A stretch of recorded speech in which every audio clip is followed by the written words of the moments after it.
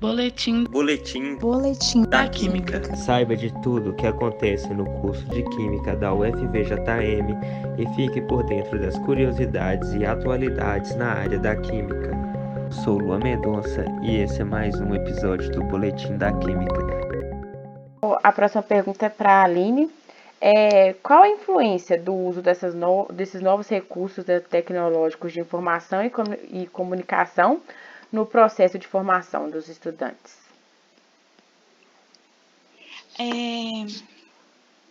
As TICs, né, de modo geral, elas foram determinantes para o desenvolvimento do estilo de comunicação e aprendizagem dos estudantes do século XXI. Então, vejam, né, que são características dessa geração, né, a facilidade, né, no uso de novidades tecnológicas, né, eles têm muita facilidade para usar as redes sociais, né. Vejam que é uma geração que possuem, né, uma dificuldade em manter a atenção em algo específico, então tem dificuldade de concentração, né? Fazem muitas coisas ao mesmo tempo, então, né, como foi citado, né, pela Brenda, às vezes na sala de aula, né, às vezes o aluno está com o celular na mão, fazendo outra coisa ao mesmo tempo, então, né, é uma geração que lida com essas tecnologias e faz várias coisas ao mesmo tempo. São características, né, que é possível, né, observarmos, né, são características típicas aí dos estudantes, né, deste século.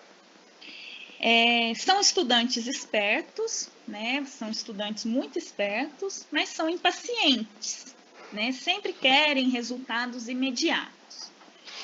Então, os nossos estudantes, eles têm dificuldade, sim, de usar essas tecnologias como um auxiliador no processo de ensino-aprendizagem.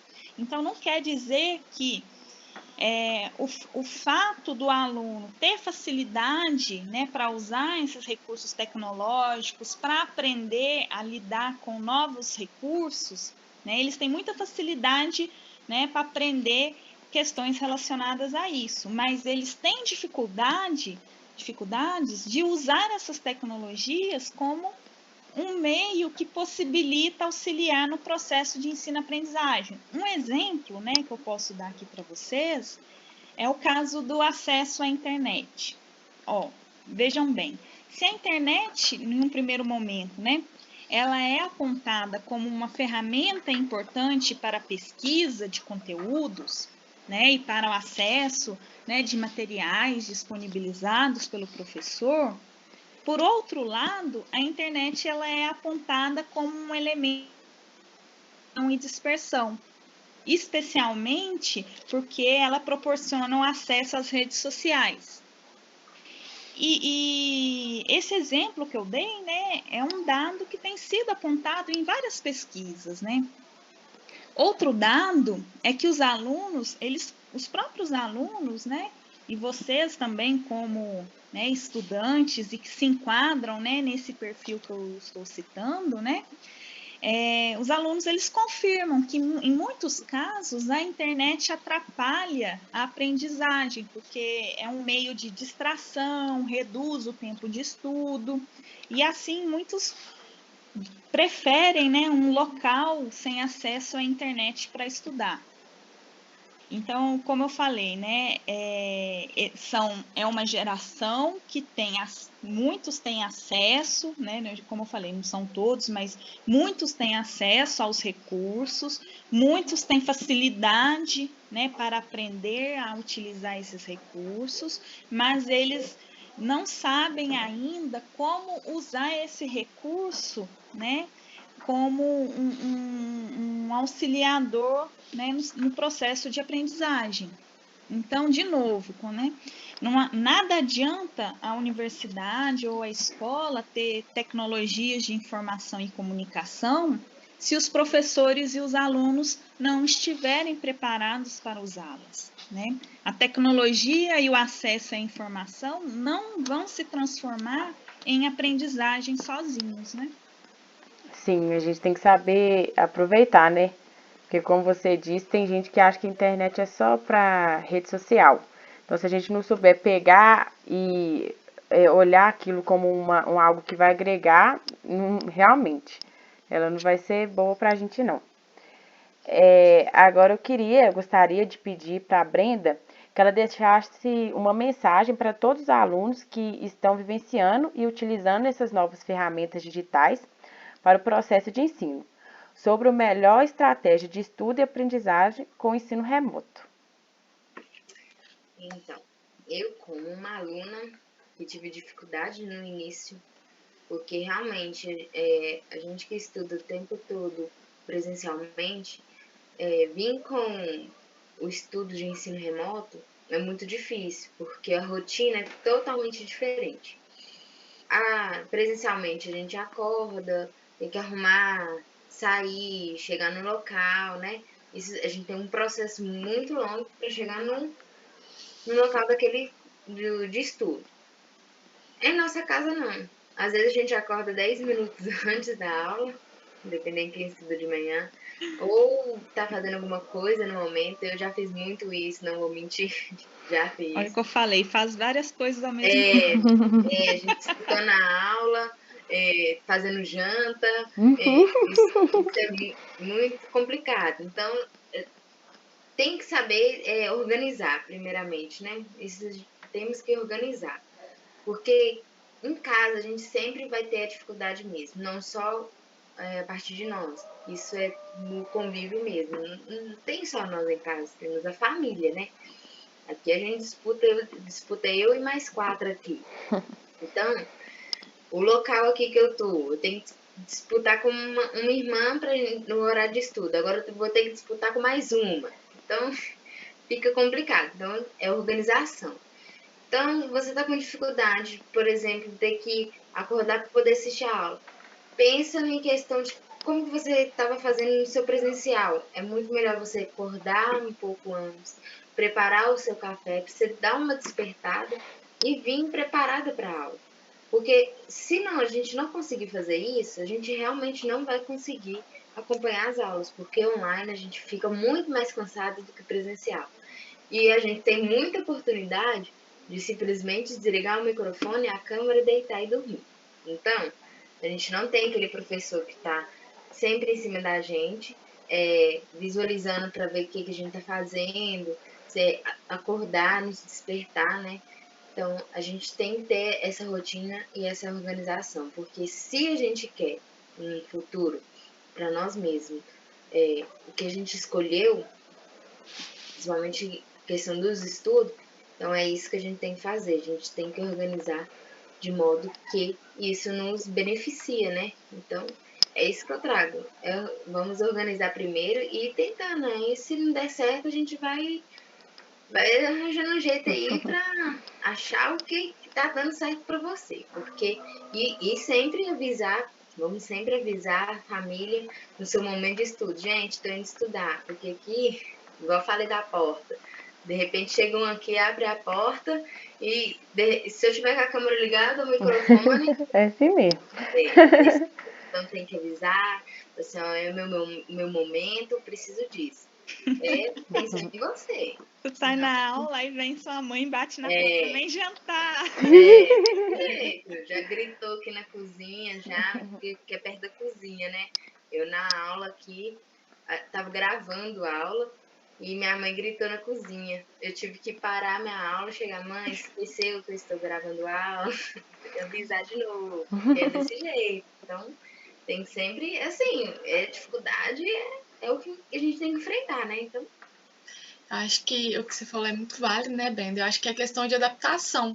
Igual, assim como acho que no ensino presencial, a gente sempre escuta lá que não é diferente do ensino fundamental, do ensino médio.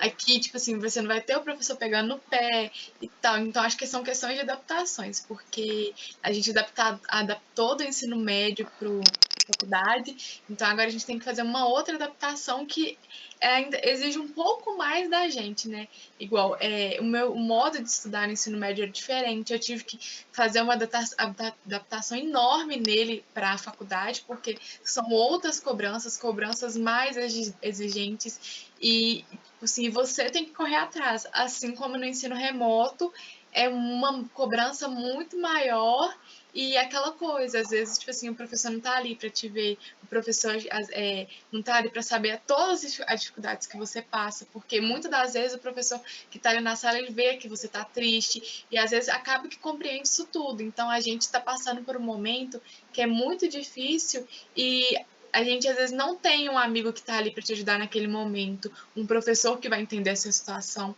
Então acho que é questão de adaptação. Eu acho que da mesma forma que a gente tem que adaptar, acho que é um momento que a gente está ficando muito mais forte, né? Questão de a gente poder correr atrás das nossas coisas, né? Deixa eu só complementar aqui, Sim. Você falando, me lembro, eu sou irmã mais velha, né? Questão de irmã mais velha, a gente fala que a gente é, entre aspas, exemplo. E eu falo o exemplo de questão de estudo, porque a minha irmã mais nova, ela tem muita dificuldade no estudo. E eu nunca entendi o porquê. Porque eu falo assim, você sabe, mas chega num momento que ela se banana toda. Presencial, ela estava muito ruim em seus estudos. Chegou no ensino remoto, ela chega aqui no computador, tá assistindo a aula, dá intervalo, aí não deixa de estudar, vai assistir vídeo.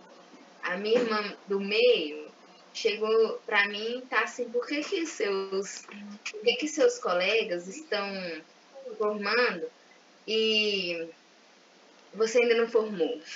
Aí eu falei assim, quando você chega a seu momento, você vai ver que não é tão fácil, não. Não é igual o ensino médio. A gente tem é super complicado, é muito difícil. A gente acha que vai se dar bem. Mas não, chega num momento lá que a gente vai encontrar umas dificuldades totalmente diferentes. A gente vai encontrar coisas que a gente nunca nem viu. Então chega num momento que a gente vai aprender. Então, não acha que a gente você vai chegar lá e vai passar em tudo de uma vez assim também não. Você vai tentar, claro. Mas não é assim fácil. Você vai ter que mudar o seu estilo de estudo, porque não é como a gente estudava. É difícil. Depende de você, exclusivamente de você. Não vai ter um professor no pé que nem no ensino médio, não. Porque é totalmente diferente. Ensino médio, professor de ensino médio é muito difícil, diferente de professor de faculdade. Então tem isso também, né? Aí eu sempre coloco isso na cabeça delas. A Brenda tá fazendo o quê? Gente, tem tanta coisa para fazer que vocês não têm noção. Não é igual escola, não. É faculdade diferente. Então, eu falo porque eu, como irmã mais velha, sempre coloco isso na cabeça delas, né? É um processo que elas vão passar, que eu passei. Então, isso também é uma coisa que eu sempre tento ajudar aqui em casa, né? Como aluna de uma faculdade hoje, né? Formando, graças a Deus. Com certeza. Eu queria voltar agora a palavra para a Aline, da questão dos recursos tecnológicos, que eles são a gente sabe que eles são ferramentas, né? Que eles são ferramentas apenas. Desculpa. Os recursos tecnológicos são apenas ferramentas que podem auxiliar o processo de ensino-aprendizagem. Para que eles deem resultados, os professores eles já estavam preparados, né, para usar esses recursos, eles encontraram muitas dificuldades. Igual eu queria a sua visão, né, como professora que, queira ou não, a gente sabe que você estuda esses recursos ao longo, né, que a gente viu da graduação, e como um professor que, igual, eu acho que professores que estão ali que acabam que nunca viram, assim, tais recursos. A maioria não estava preparada para a utilização dessas tecnologias, tá? A grande maioria, né? Muitos nunca haviam utilizado esses recursos nas aulas por não possuir informação, né? Muitos não tiveram acesso, né, a esses recursos durante a graduação, nunca fizeram cursos, né, de formação continuada que abordasse, né, esses aspectos. Então, assim, muitos nunca haviam utilizados, né, por não possuírem informação e também por questões relacionadas ao acesso tecnológico e infraestrutura, né, como eu citei antes, né. Muitos ainda estão em fases de adaptação e apropriação. Então, muitos ainda têm dificuldades, né? Muitos ainda estão aprendendo, né? Até juntamente com os alunos, como eu falei, os próprios alunos, eles lidam melhor com esses recursos de forma mais fácil que os professores, né? Porque os alunos são de uma geração em que eles já têm contato com recursos tecnológicos desde pequenos, né? Mas a maioria dos professores, né, não. Então, né, para muitos ainda tem sido uma dificuldade bem grande, né? Mesmo, né, buscando formação, buscando, né, apoio, tentando aprender, mas muitos ainda estão enfrentando assim bastante dificuldades, né? Foi algo que pegou muitos professores aí de surpresa, né? Muitos que nunca trabalharam com nenhum recurso, né? Foram aí surpreendidos, né? No momento em que o ensino remoto foi instaurado, né? Pegando já o gancho dessa pergunta, Aline, os professores estão tendo algum curso de formação continuada para melhor se adaptar a esses recursos? E se não, você acha necessário? Bom, os cursos são esses cursos, né? Qualquer curso, né, que visa, né, complementar a formação, seja no lado, seja um curso relacionado, né, a aquisição de conhecimentos necessários para trabalhar com recursos tecnológicos ou um curso, né, que visa complementar a formação em outro aspecto, eles são sempre necessários, né? Ainda mais para a profissão docente, né? Então, a formação ela tem que ser uma formação, né? É uma formação sempre contínua. E sim, né, a gente tem visto, né, está sendo oferecidos, né, a gente pode visualizar aí vários cursos, né, palestras, mesas redondas, seminários, todos abordando, né, de forma exaustiva essa temática.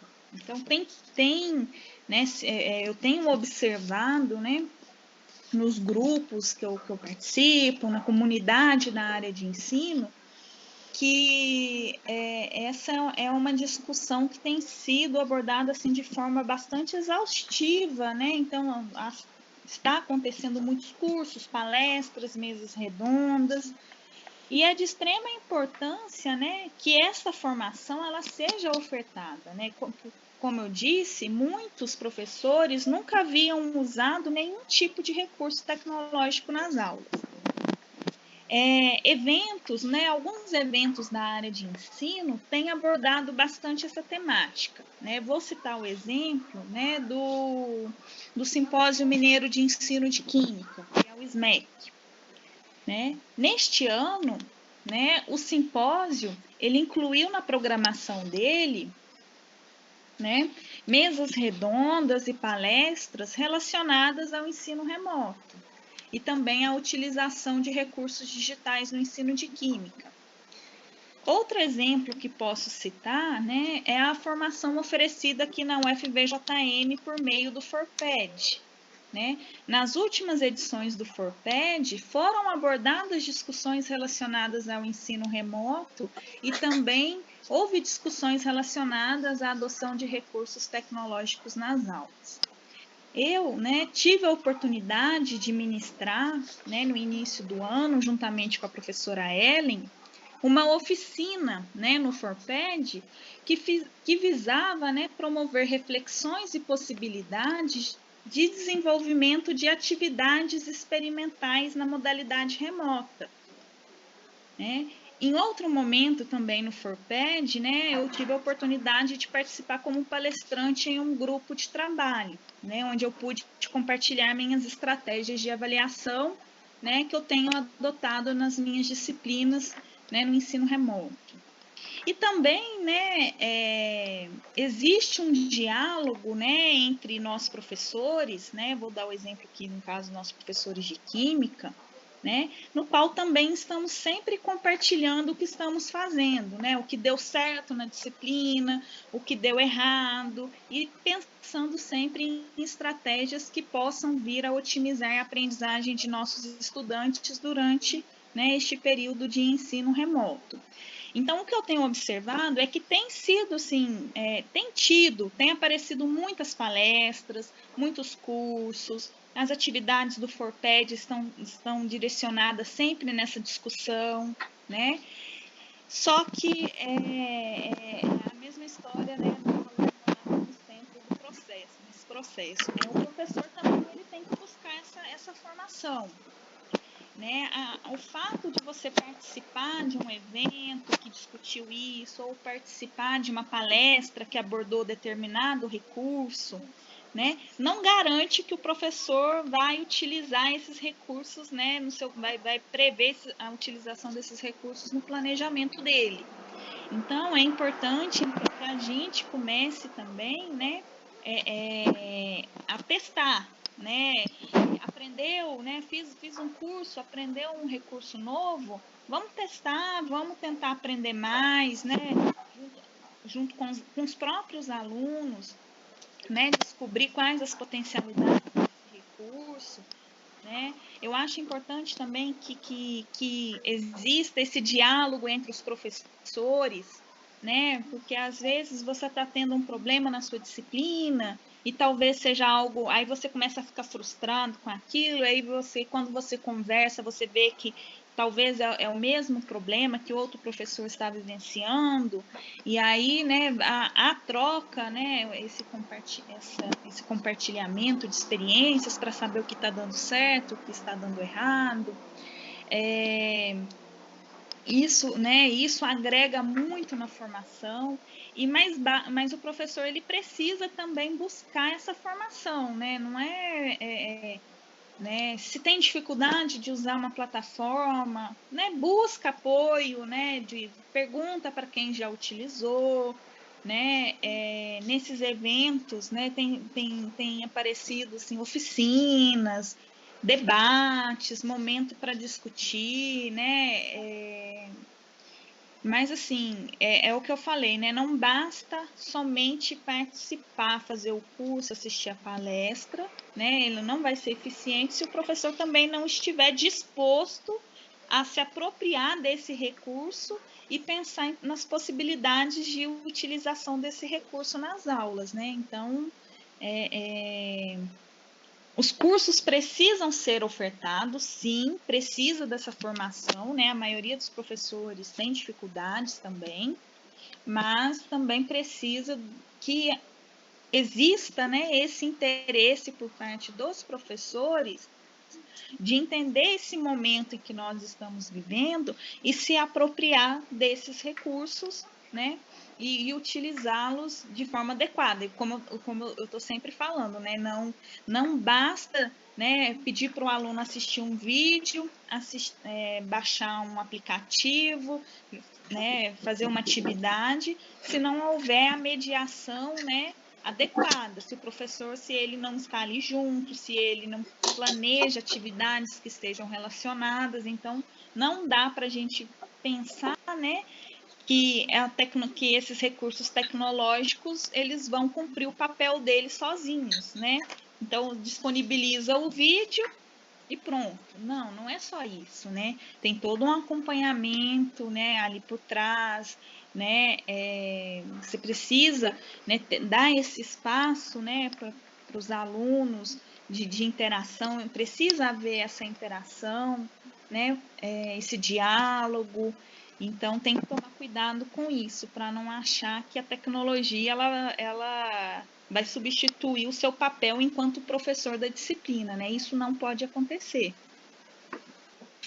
Sabemos que o mundo ele passa por uma revolução tecnológica e que essa pandemia ela acelerou o uso e desenvolvimento das tecnologias na educação.